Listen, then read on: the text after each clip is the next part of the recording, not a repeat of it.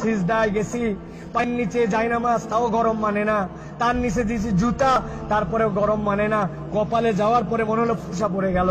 উঠার পরে সবাই তো তাড়াহুড়া করতেছে, আর উনি বলতেছে, আরে আমার পায়ের নিচে জায়নামাজ, আমার পায়ের নিচে জুতা, তারপরে আমার পায়ে গরম লাগে, আর আমার নবীর সাহাবীদেরকে কালেমা গ্রহণ করার জন্য এই পাথরের মধ্যে চিট করে শুয়ে রেখে বুকের উপরে পাথর জমাই দিয়েছে।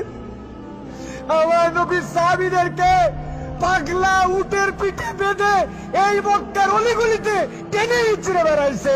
এই জায়গাতে তাদের বুকের উপরে পাথর চাপায় আগুনের মধ্যে দিয়ে দিছে। তাদের রক্তের বিনিময়ে ইসলাম পাইছি।